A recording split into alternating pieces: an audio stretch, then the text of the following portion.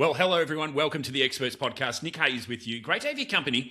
And we're going to be talking the double K. We're going to be talking Karl and Kyle. They are two names that you've been hearing a lot about in 2026. It almost seems like it is the year that the hosts of shows are either let go, disappearing, quit, or resign. It seems to be an amazing year in the media. Now, there's one person that you need to have a chat to when you're talking anything media. His name is Rob McKnight. He is the host of McKnight Tonight, and he joins me. Hello, Rob. Nic, that's very kind. Thank you.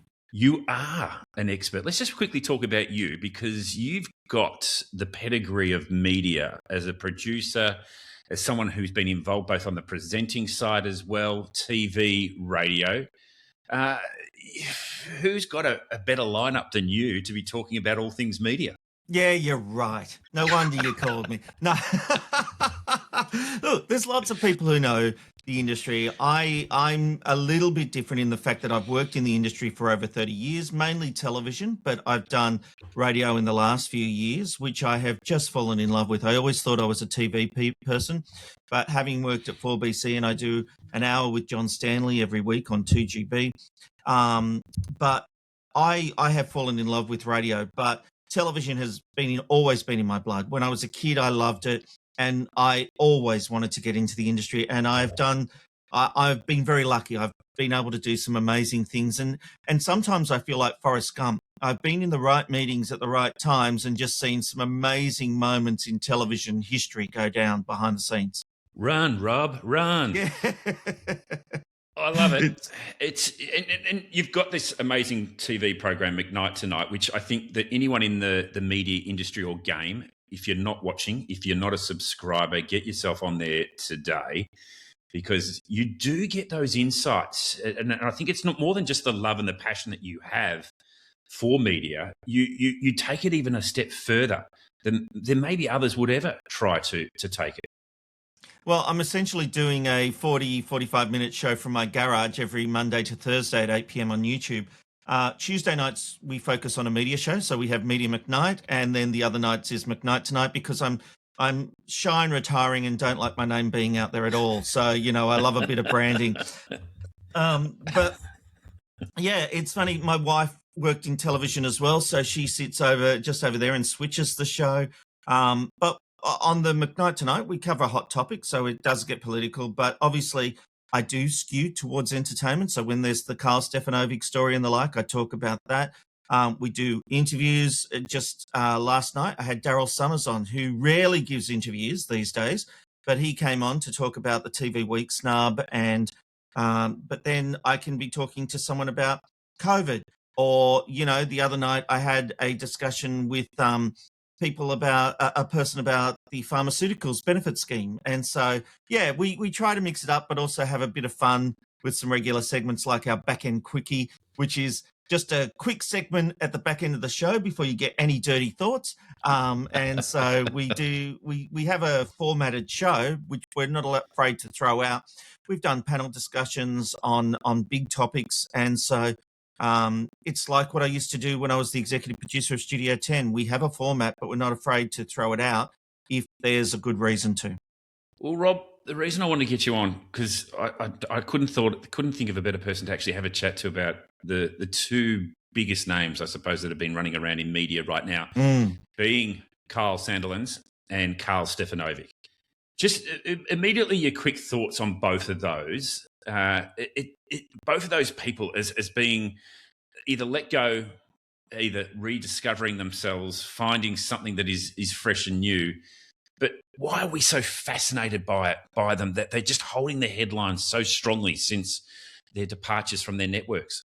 Well, that's the power of celebrity, and that's why these two people generated ratings. If you look at the Today Show, its ratings this week have dropped significantly without Karl. Now, look, having said that, Karl didn't get the show to number one. Sunrise was still miles ahead, but it showed that he had the star power. It just needed a good show behind him. I think Today is a Sunrise Light show. It's a copycat format, and so it needs to, I think, reinvent itself for next year. Will it do that? Probably not. But the reason we get so fixated with this is because it's two TV hosts, or two hosts, I should say, that have lost their jobs in quite weird circumstances. I still don't know the specific reason Karl was fired. Nine have never said what the reason was. Was it because he did an interview? Was it because the interview wasn't very good? He didn't challenge Tommy Robinson, the far-right extremist, when he did that interview. What exactly did Karl do wrong when he had permission from Nine to do this podcast and start airing his own thoughts? As far as Kyle goes, I think he's also been hard done by. Jackie O changed the rules. They had a relationship. There was an unwritten rule book as to how they could interact with each other. She changed the rules, which is fair enough. There were things she didn't like about that relationship anymore, but she didn't, and the company didn't communicate that to Kyle. And so how do you change your behavior when you're not told the rules are changing? And so I think that makes it difficult. Now, having said that, the reason that it all comes to a head is because of the campaigning by the Mad Witches, who have taken issues with both Kyle and Karl. Matt Stevenson from the ARN Michael Stevenson, I knew I got that wrong. Michael Stevenson, the CEO of ARN, has admitted that the campaign by the Mad Witches cost them about $22 to $25 million in lost revenue. That's a big deal. Now, while Nine would have had problems with what Karl was doing, even though they claim to be proponents of free speech and journalists should ask questions and talk to people, as soon as the Mad Witches said they were going to launch a cancel Karl campaign, well, pretty much that said it all, because revenue. TV networks are not in a place where they can just say, oh, we can ride out the revenue shortfalls. They really can't. And then ARN on top of that, the moment ARN released a statement last week saying that they were distancing themselves from Karl's podcast because they said it's an independent podcast, nothing to do with ARN. I actually said on my show, he'll never return to that long weekend with Eddie Maguire. He's done. They're not going to bring him back because they were scared of the campaign. They'd already suffered with Kyle and Jackie O, the campaign from the Mad Witches. They certainly didn't want any more of that for a once-a-week show. And so last night we got confirmation that ARN has severed its ties with Karl, and it really wasn't a shock to me. It's not a shock. Partly, I think, driven, obviously, and you've really stated that purely and very well, is that it comes down to money. It comes down to advertising dollars. And that is essentially what is driving media, and particularly commercial media, that has been hurting for a long time. And that doesn't matter whether that's radio, television, print media. Advertising has found a different place. They're heading to more digital places. They're heading to where people are scrolling and are, effectively there. But I suppose I'll just quickly go back to Karl, because I think Karl, in many cases, probably one of the highest paid presenters in the country. Reportedly around 2 million plus whatever commercial other aspects he had with partnerships and benefits that would have come with the role. He was putting, as much as Nine did distance themselves from the podcast, he would have been under a short leash there as for how Nine saw him presenting that, or what effect it might have had on Nine. Do you think there was any form of control from Nine as far as the way that Karl has come out? Because let's face it, I don't know. I didn't know Karl well enough to know that he was as right or as conservative in his views, because that was definitely not the perception on Channel 9. No. To be honest, I don't know Karl's full personal views, because we have seen a change. He is chasing the extremes of the spectrum, but he's spoken to Anthony Albanese as well. But the headline-making ones are the interviews he's done with right-wing extremists, which I think is fine. This whole idea about not platforming people, I don't buy into. You should be able to speak to anyone. I think the greatest crime Karl did was the way he conducted the interview. And it's funny, I've done this criticism, and in my feedback, I've had people say, oh, he actually let the person talk. Yeah, okay, he did let Tommy Robinson talk, but he didn't challenge him on anything. And he also said things like, oh, gee, this is why I love you, and, admire you, and use terminology like that. In a 54-minute interview, I did an edit, and Karl only spoke for 4 minutes and 38 seconds. and none of it was challenging. And so I think we expect more from Karl. Is capable of more than that. We've seen it in 60 Minutes interviews and the like. And so he, I guess, is making a decision to have these conversations, hear what people have to say, which I really don't have a problem with. I just think there has to be more of a conversation. It became a TED Talk from Tommy Robinson. It was a lecture. And so I don't think that helped. Obviously, calling Karl Starmer a wanker in the promotional video didn't help, which was playing into, in hindsight, when you watch the interview, it was playing into a moment of the interview. Yes. So it was a callback to that. But obviously, none of us had seen the interview when that clip went up. And we're all just like, wow, that's pretty ballsy, Karl. But at the end, it all comes down to the deal Nine had with Karl. And, you know, when they renegotiated, now he's said in his Piers Morgan interview that went up overnight that he had told Nine he was leaving in a few months. There's been rumours around for a lot longer. So whether it was a mutual thing where Nine had planned to cancel the relationship themselves is unknown. But he renegotiated when they only offered him a year's contract, and whether he took a haircut at that point or even just didn't get a raise, he negotiated the right to do the podcast. Yep. Now, what we don't know is the terms. Nine didn't have any editorial control. So they've got no editorial control. That means they're not holding the short leash that you talk about and not being able to tell him you can't be left wing or right wing. I reckon he went, I want to do this podcast. They went, oh, okay, whatever. Yep. And didn't realise the impact it would have. But that's not his fault. No. That's Nine's for not thinking it through, that they've got a star who's going to do a podcast, and what's he going to do to try and make that podcast successful? I think there's a lot of onus on Nine here. I think you're right. I think you're absolutely spot on. Rob, what do you say? Because we know that Karl has been the front man for Nine for such a long time. And as a presenter, he's heavily produced. There's a lot of people working behind the scenes. And as a producer yourself, a long-time producer, you know how to shape, frame and pitch these people in the correct manner, not just for the manner of Nine, but for the manner of audience generally. Is Karl being produced here? Is it, or is this just Karl unleashed? I put that to you as a producer. I think there's a bit of both. I think there was a lack of research, especially in that Tommy Robinson interview, in the way he wasn't ready to challenge things that the guy was saying. When he does a 60 Minutes interview, yes, they're heavily produced. They'll do the questioning, and then the producer and the presenter will have a chat about anything that's been missed. Where else could we go? And so there is that sounding board. Karl is running a YouTube show. YouTube shows are very small operations. We try to make them look big. I literally do this from my garage on the Gold Coast, what I'm doing with McKnight Tonight. And we try to make it look like a full broadcast show. But it's literally me producing it, presenting it, my wife switching it, and I have another person who helps me get some interviews, and that is our team. And, you know, we're not making a living wage from it yet. So there is no doubt that costs are a factor.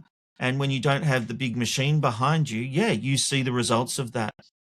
So that's why he needs to produce himself. But also on the Today Show, I've heard many stories where Karl interviews are produced and he'll just ignore the scripts and just ask questions on his own, which he's a journalist. He should be able to do, but he's probably following Australian politics a lot more than he is with what's happening with Tommy Robinson. He knows of him, he's aware of him, but I really don't think the research was done. No, I agree with you. And yes, I think some of Karl's best work was when he went off script, and that's, I think, absolutely. And the love of the audience, and particularly with the female audience and non-Queensland. This is really weird for a Queenslander to be so popular around the country, other than the other obvious Queenslander that you've got running around the country in orange. But the thing is, I guess this is the question I pose to you.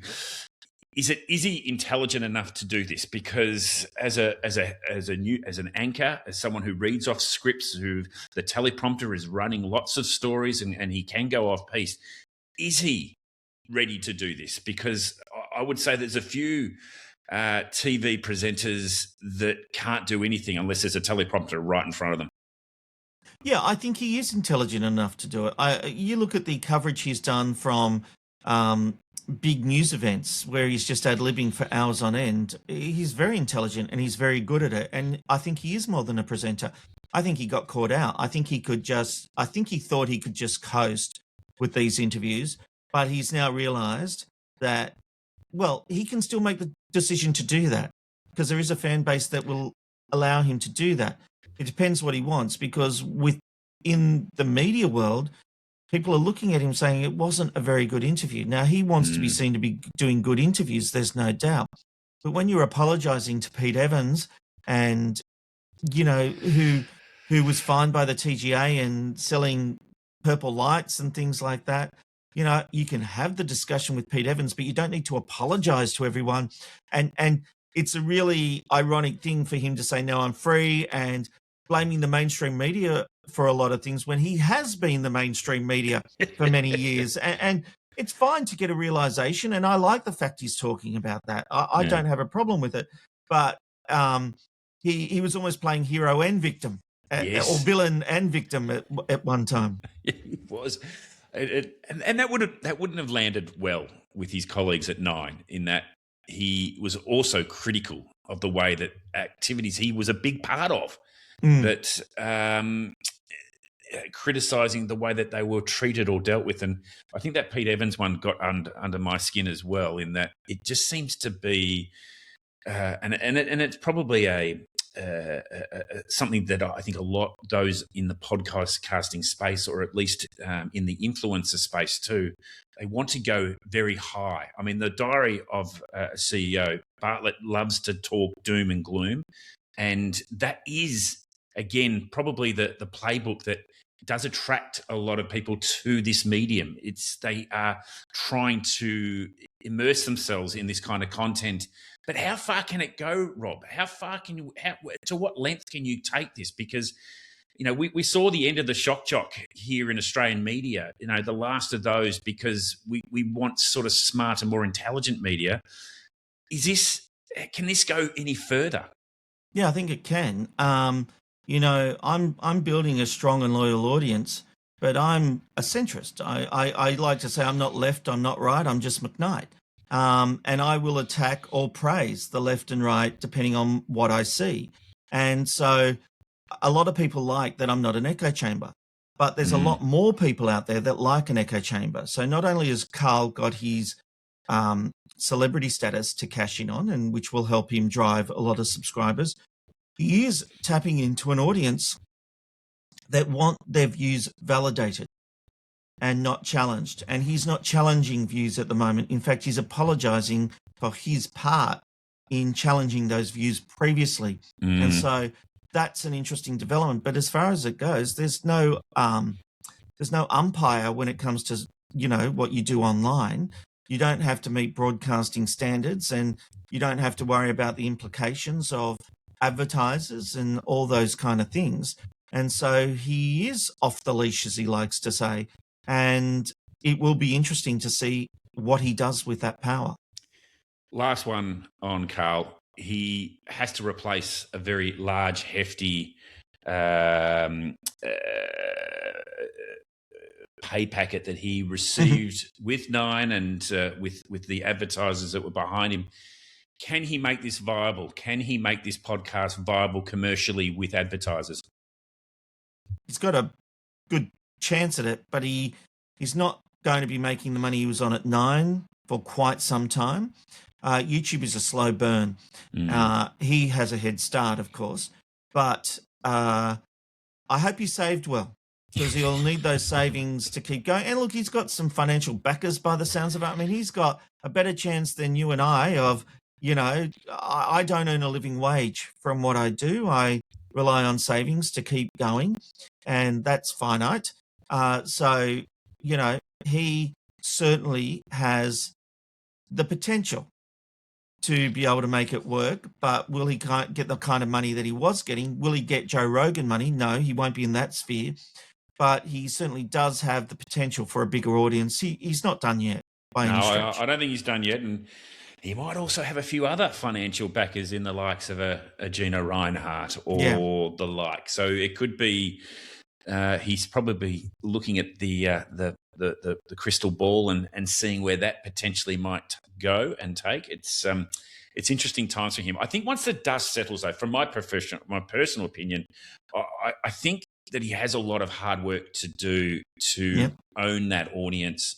He has fallen quite heavily into that right side, which will love what he's got to say. And I know a lot of people, I see it on the socials, I see it everywhere, the conversations that are around is that they do like him and they do like what he has to say.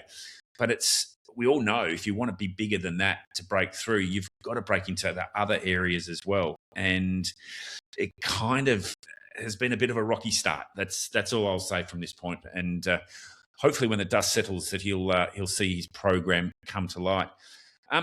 Karl Sandilands, oh my! Now you've had some interesting sort of insights into this because you've actually got access to his manager and people that have been done, and I've seen that on McKnight Tonight.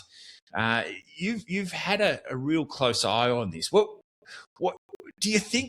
Kyle made the right decision to settle. Do you think he actually? It didn't seem very Karl Sandilands to me to settle. I was expecting another sort of 6 to 12 to 18 month battle in the courts. Was this very Karl Sandilands? No, it wasn't. But it comes back to what we talked about at the very start of this interview: finances. Yep. Kyle, I don't think he's a big saver. I think he lives a pretty flamboyant life, and lawyers for a case like this are very expensive. He wanted back on the air. I think he could have got a lot more money out of ARN. I think his settlement was down, but he ultimately did what he needed to do to just be able to get on with it, stop paying these $1 million worth of lawyers, and be able to. He talked about the fact he had to refinance with NAB, and he, so that shows that he did need to go down this path. That's why Jackie's different. Jackie lives a more humble life with her millions. She's been on the same pay packet as Karl, but she doesn't fly in private jets that I'm aware of, and doesn't have Rolls Royces and things like that. And she's got no desperate desire to get back on the air. So she can actually play the long game, which goes against ARN. They were happy that Kyle wanted to get this done so they could put the screws on him. But Jackie, they've got nothing that will entice her to settle quickly unless they offer her a decent deal. She's got to, I would imagine, get 20 million plus to settle. And going through the courts, it's going to be a very interesting case because of the way things have played out. It's interesting. I thought Kyle, and I've spoken to lawyers who've thought Kyle had a much stronger case, but Jackie's is still interesting, and it's hard to determine which way it will go. But she's got time. She's got the finances. She doesn't need to settle out of desperation, and that's the difference. Yeah. And one gets the feeling, and I love your view on this, because the whole deal, the $100 million deal of these two, great headline, great promotional piece, great to lock in, two very popular broadcasters, obviously in the Sydney market, failed in the Melbourne market, and I dare say had intentions to go completely and utterly national. But the whole $100 million deals, it seems to me that the CFO or someone with the pen very quickly made this decision before someone who actually really thought out, how's this all going to play out? Because either they were trying to exit them for a longer period of time, or this was just a very momentary opportunity for them to offload this entire deal. Your thoughts? Well, it always comes down to the counter offer, and Southern Cross Austereo were trying to woo Karl and Jackie O. You've got to remember, Today FM's never been the same since they left the station. It has never recovered. And so they were willing to bet big on Karl and Jackie O. ARN went, we'll make the counter. Now, you can't blame Karl and Jackie O for that. You cannot blame Karl and Jackie O for accepting a $100 million each deal. Did ARN have regrets later? Absolutely, especially when they broadcast into Melbourne, didn't soften the show, and the Mad Witches came after them. And it's funny, Bev McGarvey at Channel 10 once said something to me, and Bev and I have certainly had issues, but there was one thing that always stuck with me when they were bringing I'm a Celebrity, Get Me Out of Here to Australia. She said to me, we're not going to do what they are doing now because it would be too much of a shock to the Australian audience who haven't grown up with this show. So we're going to go back to the early seasons of the UK version and we're going to base our format around them. And I equate that to Kyle and Jackie O. Sydney had this evolution where they got to know Kyle and Jackie O, they got to know the raunchiness and everything like that. And so going into Melbourne was hit with a 20-year history, and they ramped it up even more on day one, whether it was nerves or what. They really went hell for leather. It created all these bad headlines when really the show probably needed to pull it back to what they were doing 5-10 years ago with and reduce the sex talk and all those kind of things, because it was a culture shock to Melbourne. Now, not only does Melbourne not like Sydney as a full stop, you've got this breakfast show beaming in. It's had all this noise that it's the greatest breakfast show in the world, and it's serving up this stuff that you can't hear with your kids. And so it was a culture shock. And that led to the Mad Witches jumping on board because they're Melbourne-based, and them saying, no, we're not having this. And the campaign started. They started targeting advertisers. So revenues are going down $22-25 million. And there's all these bad headlines. And a new management have come in with ARN, and they've gone, we need out of this deal. Yeah. It didn't fly well. And there's the other thing that I think suits well and goes well for radio is successful radio stations, successful radio shows when they're beaming live and local. That is always the I guess the recipe there for a successful program, in that they just identify with the people. And to your point around 20 years of history of not having that program and being told it's the greatest program ever and it's been coming out of you live from Sydney, that would fall very, very flat with a Melbourne audience. And even any audience around the country. Yeah, look, there's an interesting thing with that. I've always believed in live and local. There are some results challenging that, but ultimately content is always king. You're not going to listen to a crappy local show if there's a great show beaming in. Yeah. And regional markets have shown that with, sometimes shows from a metro market are beaming in for breakfast on regional stations and they're number one in the ratings. I come back to it though. Karl and Jackie O didn't do themselves any favours. They weren't playing to the Melbourne audience. He was openly saying, well, we're not coming down there. We're not going to, beg the Melbourne audience. And it was just a bad tactical error.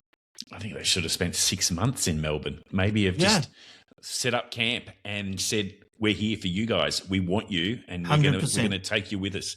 And that is that live and local. I suppose that, I guess, you're talking a bit of the arrogance that are coming there from Kyle and Jackie O, in that, we don't need to, but you kind of need to in this game. Yeah, you do, especially Melbourne. Sydney, if it was the other way, like look at what Christian O'Connell's doing into Sydney, and he's rising a little. It started low, rising a bit though.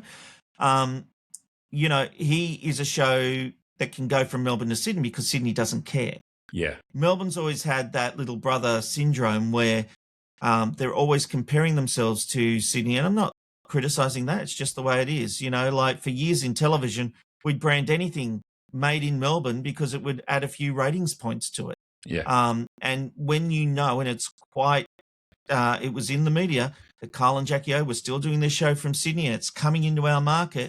Well, you've already got people offside before they've even heard the content. Yeah. Yep. And you need everything to align perfectly to get anything like this sort of kicked off. What's the future then for Kyle? Is he this podcasting connection still with ARN?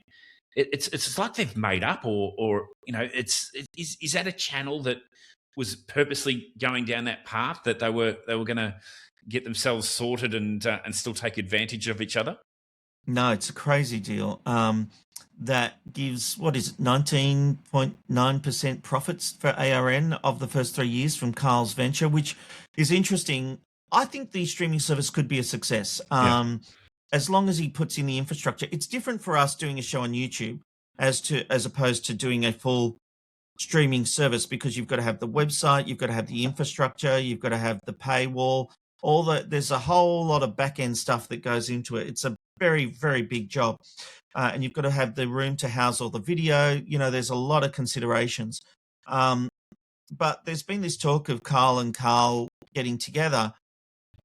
I'm not really sure at this stage what's in it for Karl. Already 19% of the profits are gone. So ARN's getting 19% of the profits before Karl and Kyle get to split anything. Now, having said that, Karl is getting $1.5 million worth of advertising on ARN, and that's nothing to be sneezed at. But, I think as far as trying to make a case, I think Karl would probably want to sit back, see what happens with Kyle with the launch of it, and then make up his mind, because YouTube has been very good to Karl, and he would have to be paid some big dollars to go and make the leap. He doesn't need to take the chance on this streaming service, which I think is the right call for Kyle, though. I think he's got a better chance of making money this way than if he was just on YouTube. So it's going to be interesting to see how it plays out. Yeah, it certainly is. And we're all watching very closely. Have you ever seen a year like this, though, Rob? Like 2026? I used to do a weekly, I still do, with Channel 7 on News at Noon, the departure of Natasha Belling, which breaks my heart because one of the best presenters in this country. Terrific. Yeah. One of the best. And yet, just as part of the Channel 7 cutbacks, it was a pay packet that obviously was too high and had to go. Have you ever seen a year like it? No, we've had redundancies. Channel 10's been through redundancy after redundancy and administration. But in the last couple of years, we're certainly seeing a lot more of them, and it's never enough. 50 here, 300 there, another 20 here. The networks are struggling to survive. Even though their ratings, their raw figures are pretty good, they're not selling the message to advertisers, or advertisers aren't listening. That maybe advertisers just like the fact that they can track clicks when they're on social media or things like YouTube and Netflix, because they literally get a report of how many people clicked through. With free-to-air TV, you don't get that, of course. So it becomes more of a branding thing. And so there is certainly a disconnect between audience numbers and the advertising pie. And networks are having to compete with Netflixes now that have introduced advertising onto their streaming platforms. So advertisers have more places to go. It is tough. But I also don't think the networks are covering themselves in glory. They're doing the same old, same old. They're not taking any chances. And I get it. There's no money around. Their heads are on the chopping block. But all they're trying to do is hold on to the piece of the pie that they've got. And that pie is falling apart. It is falling apart a little. I think one of my favourite stories of yours this year has been the death of TV, when Channel 7 decided after the 12 o'clock news from 1 o'clock onwards to present game shows from the UK with spitter and spatters of news pieces together. I know you said that with a bit of tongue in cheek, but I think, to your point you just made there, they're not really covering themselves in real glory of real programs that people are just launching themselves to want to watch. It's sort of just, you're there, we'll just put it on. I think my disappointment with winning Arvo was that there was so much potential. The game shows are fine. If you want hosting links in and around the game shows, no problems at all. But what it promised and what it delivered were two very different things. And it just seemed like such a rush, and it was terrible television.